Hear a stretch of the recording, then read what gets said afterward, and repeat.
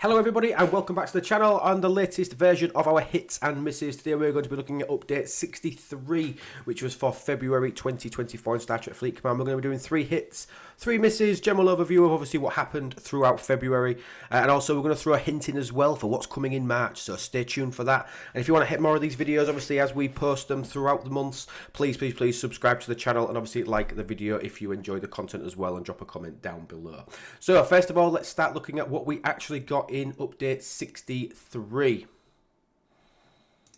Update 63 brought with it a few things. Obviously, it said about its exciting news. The second part of the Enterprise arc. We got the new ship. We got the NX-01. Sort of the final ship, really, from most of the series that we've all become to know and love. Obviously, for all the TV series that have come, this is pretty much the last one, obviously, that needs to come into the game, which obviously is nice. We got brand new X-Borg faction favours, an adaptation, and an increase on the number of favours that were launched in the month before. So some new ones for that. We got a new holodeck building expansion, which we'll talk about later. We got new officers, missions, cosmetics, battle pass, and more. As we know, cosmetics and missions and stuff like that are absolutely a very, very small, very low down on the priority list for me.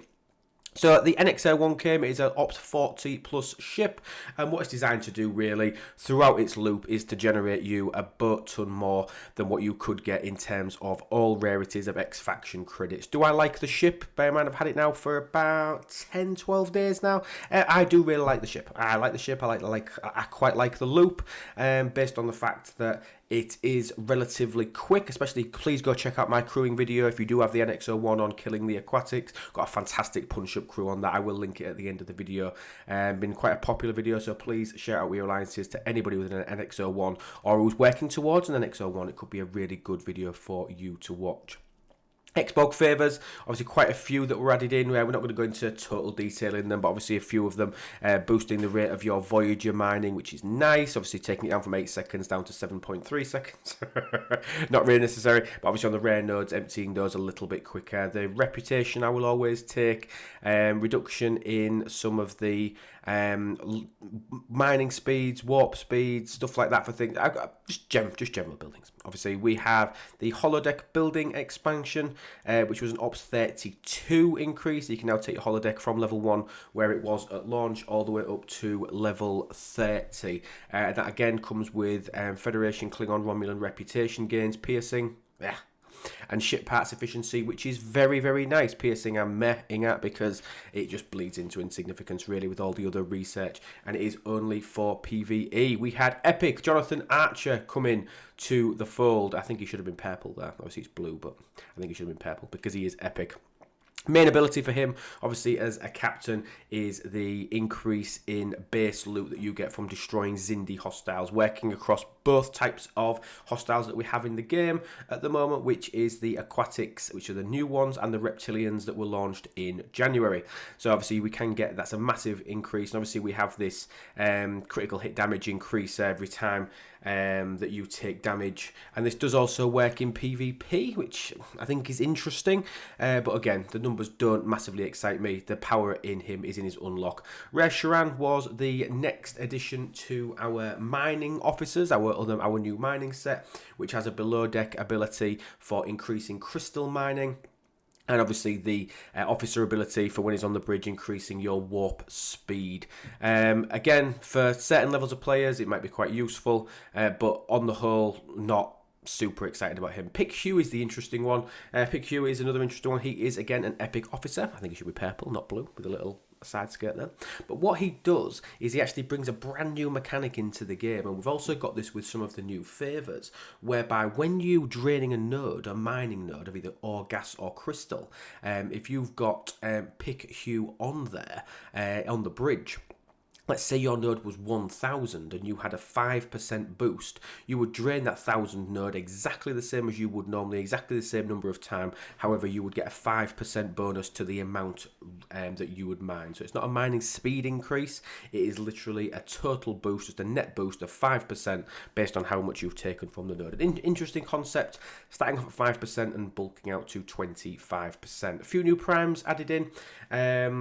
Prime X Borg rep claim, giving you a free daily claim. It says free daily claim, but obviously you've paid for it. Of X Borg rep and faction credits, another addition. I think if you've got the NX-01 or if you're working towards the NX-01, I don't massively see the value in it.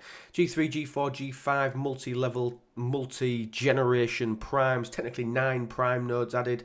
3 for G3, 3 for G4, and 3 for G5. What I did like about them is that they were just a flat £100 or equivalent in your currency.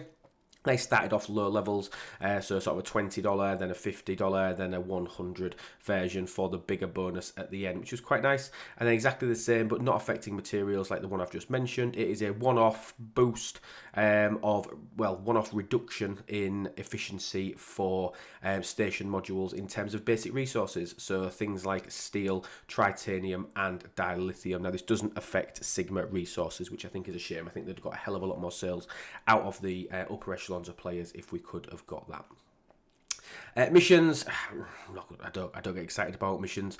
Wave defense improvements we are going to talk about, and then we've got a slew of bug fixes as well in there. So that's basically what we got in February, but we're going to talk about our 3 hits and our 3 misses, and we're going to start off as we regularly do with the 3 negative elements.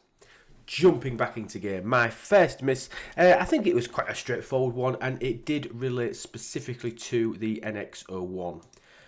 I'm pretty disappointed that the NX-01 doesn't have, isn't a really good use ship at the moment for the reptilians. I feel like it should have been factored in to be not just an aquatic killer. I feel like it should have been a reptilian and aquatic killer. I think it should have been a ship that you should be able to use across both loops that have been released, obviously in relation to Xindi, whereas using your biggest ship, whether that be your Enterprise, whether that be moving them to the G4 rares, or whether that be using your Sanctus at G5 or your G6 ships, whatever you decide to use, I think that the Xindi loop should have been used specifically with the NX-01. I think the NX-01 should have had massive abilities against both of them, rather than just being specifically the aquatic hostiles. I think it should have had a massive damage boost against all Xindi hostiles. And that's my first miss from it. I feel like it's a little bit... I feel like the narrative on it could have been a lot better, and it made it a slightly more wider use ship. But that's my first miss. My second miss is the holodeck. Now, the holodeck expansion wasn't necessarily something that was asked for, but obviously it was nice to see that they have gone back and revisited that content. I quite like that. However, I feel that they have been very, very stingy with this. Now, obviously, there was the pack fiasco, whereby if you bought the bumper pack day 1, there was a glitch in the game whereby whatever you spent you got refunded, which basically allowed players for the £100 or equivalent purchase to be able to buy that pack day 1 and max the building at level 30 with no additional spend other than that initial $100 pack. Now, that's an issue that was addressed by Scopely. I'm not here to get into whether the way they addressed it was right or wrong. I'm just not. But obviously, let's just talk about the building itself. I feel like a full month's worth of in the inception of the arc only be able to, for me to get it to level 4 and give me and I think I've done everything that you can on a free-to-play basis, and obviously the battle pass as well. I do engage in the battle pass. I've been able to get it to level 4, and I'm probably 2/3 of the way towards level 5. I find that very, very slow progression. It takes me back to arguably one of the most useless buildings that's now in the game, which is the subspace relay building, which is an absolute pain in the backside. This has probably been out for 2 years now, and I've only got it to level 22. It feels painfully slow, and I'm really disappointed that the holodeck has been that slow to upgrade, because it did offer some decent buffs. I'm really happy with the ship part cost efficiencies, definitely really helping with the G4 players. I think that's the main target for that. And obviously faction reputation helps everybody obviously that's working towards the next ship, and a 9% bonus at level 4 for a month's worth of work into it just feels a little bit lackluster. Compare that. The reason that I'm slating it is because if we compare that to the facade, as Silvers calls it, but obviously the facade, if we compare it to the facade, that's only been out for a couple of months now, since the Section 31 store was revamped. And I've managed to get up to level 38 with no level of spend, simply just the battle pass. So I'm really, really pleased with how the facade has been engaged in, and obviously that's offering decent hull health bonuses, obviously helping out with wave defense, officer stats of 170, 180%, and obviously the Armada speed ups as well, which it also offers, which I think is absolutely superb, by the way. If anybody hasn't engaged in Armada countdown speed ups that favour, if you are of the appropriate ops level, I strongly suggest that you do that. But I think that the way that the facade was implemented into the game, and the speed at which obviously people were able to progress and get that building up to a level where it was actually offering some benefit was really good. And I feel like the holodeck has been a huge miss because of the way that the parts have been sourced and how expensive it is to upgrade. I see that as quite a big miss. And that's our second negative. And moving on to our third miss of the arc, and this comes from a little bit of a strange place, because this was communicated. However, I feel that the implementation of it was very, very poor. I don't think all of the considerations of the implementation were very good. So an announcement from Echo, which came on the 6th of February, basically saying that the team has upgraded the game's engine to Unity 2021. Now, for anybody that doesn't understand, that is the game engine on which the game physically works.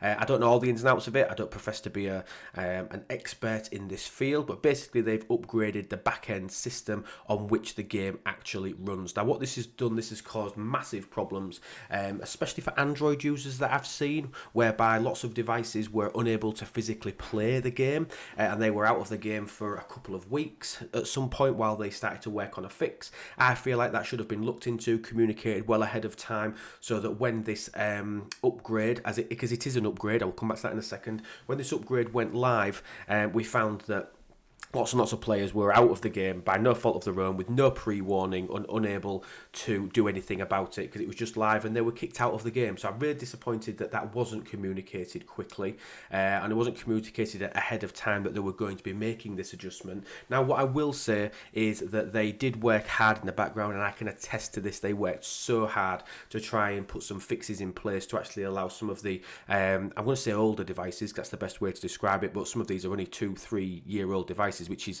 perfectly reasonable for somebody to still be able to play a game like this on. But they have rolled out a fix which has remedied the issue for the majority of players. I still hear the odd little grumble and niggle, but some of that could be down to client issues or whatever. But I think that the general communication on this needed to be sooner. And I think if they're going to make such a big change, which is definitely a good thing. I have seen so many less issues with crashing, and the lag seems better, and even at event reset things seem a little bit better. Not perfect, not going to say that at all. Nothing is not perfect. There's still work to be done in that area, but I am seeing less reports, obviously, of this being a huge issue. But I feel that this was a massive improvement to the game that could have been received very, very positively, and a negative twang was put on it because of it was communicated too late. Communicating this after the event and having such a big impact on a large majority of players, I think that's our big negative. But let's stop talking about the bad stuff. Let's talk about some good stuff that's actually come in February as we move on to our 3 hits of the arc. Now, this one may surprise people. I'm going to start this off with a little bit of a negative. I feel that the communication around Archer sourcing was very poor. Obviously, communicating in the calendar that people would have 3 weekends in order to be able to do this. Granted, the calendar did say them magic words of subject to change, as we can see here, down in this bottom corner down here, subject to change. It always has that caveat in there, but people do tend to assume that we are going to have SLBs for this, especially when they put them on the calendar. Note for the future, if you're only planning to run 2 and the third one is going to be hit and miss, don't even put it in this calendar that everybody sees when they launch the game 5, 6, 7 times a month for them to plan. We don't want to be doing that. So lots of people were planning to just do a few milestones each weekend to be able to get the unlock of Archer, because as mentioned before, the power of Archer is in the unlock. Obviously, the power of Archer is 100% in his captain's ability. So people worked really hard to get that, to try and make the Zindi grind work even more closely towards that 5-minute grind that was promised at the start. Yes, we are going to continue to hold you for that, Scopely. That 5-minute grind was promised and we expect it. But, okay, we are going to talk about the positives of this. They did react to this, and this again was with another official announcement. And this announcement was pronounced by the one, the only Sierra Uniform, one of the devs, saying that we'd like to give you an update regarding the missing Archer recruit events from last weekend in the in-game news. Replaced by the Incursions Prep event, we know we always get Incursions Prep. We know that always includes a cross-server solo leaderboard, that always to show us our opponents and things. So what they did was they actually did a little bit of retrospective planning, which I like, offering a further up to 115 archer shards in the following events. So there was another heroic SMS, so spending materials, you were able to get another 50 shards of archer. The syndicate event, I'm not counting this because very, very few people are able to get more than the first milestone, maybe the second one if you've banked up some of your battle pass milestones and things like that, you might be able to get to the second one, so not massive. The Armada event that obviously is ending today on the 2nd of March, a 2-day Armada SLB whereby you needed to spend about 7 epic Armada starts to get some shards of archer and obviously some Shran ones as well. And it says an engagement event. Now I may be totally blanking on this, but I'm not sure if we've had that yet. And we also got the gift of 5 archer shards as well, making up sourcing up to 115 shards, which obviously is a full unlock. But obviously, I'm discounting the syndicate one because without relatively heavy spend, that's not really positive or possible even. Okay, but I'm really, really pleased that they did this, and I'm counting this as a positive because I think that they've looked at it, they've seen that there was a problem. Even though we didn't get an apology per se, they've apologised with actions, which I think means even more. Rather than just saying, "We're sorry, we didn't do it. We try not to do it again."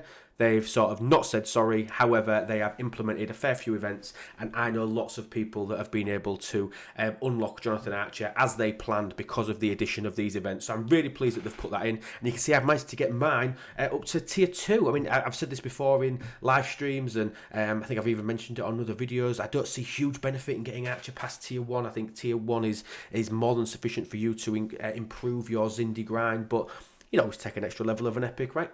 You'll always take that. But that is our first hit of the arc. Obviously started off as a little bit of a negative, but I think we call them out on bad comms and when they do things wrong. But this time they've made an iterative change, which obviously was beneficial to the players surrounding Archer. And that's our first hit. So the second hit, I think this is going to be quite controversial as well, and I'm going to go back to the Valentine's Day event. So the Valentine's Day for 2024 was basically an absolute slog of an Armada fest. Now, providing that you follow the teachings of this content creator, and you should have plenty of Armada directives to be able to go at this, and remember it wasn't all about starts, which I think is nice. It's about killing the Armadas, which means that you can work really handily with your team. Now, it did involve a hell of a lot of Armadas to do it, and obviously some people finished all of the milestones, which I think is absolutely insane. Some people did manage to finish all 4 of the milestones that were there, but what they offered was fantastic sourcing for 4 epic officers. So the Doctor, 7 Chakotay and Janeway. So the 4 epic Voyager officers were on display here for you to earn plenty of shards. I managed to get my Doctor up to tier 3, and I managed to tier up Chakotay from that one event, and I only cleared 1 of the milestones. That one milestone was I did the Doctor one, and then I got him tiered up, and then whatever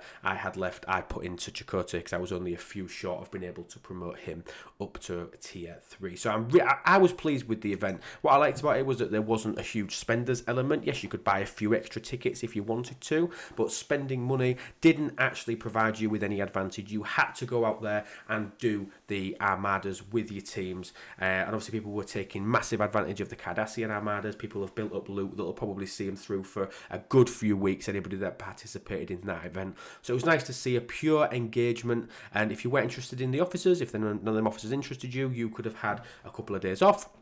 Or even if you did partials, I know people that just completed half the milestones and still got a handful of shards, but there was up to free-to-play 210 epic officer shards. I cannot give that anything other than a hit. For a pure grind event, yes, it took hours if you wanted to do that, but if you were prepared to put the time in, basically two full unlocks of epic officers if you wanted them.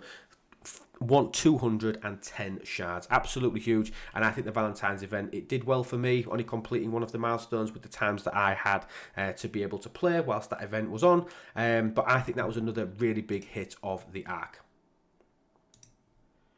It is time for our hint now. So our hint now, I'm now going to read this out to you. And obviously you have the option of trying to decipher it. Let me know down in the comments if you think you've got any ideas on obviously what you think it could be. Or if you've got any pointers, or if you've just got anything at all. Bartman, good luck with this. Jads, good luck with this. I know you two absolutely love these for completely different reasons. But the hint this month for what is coming in March, here we go.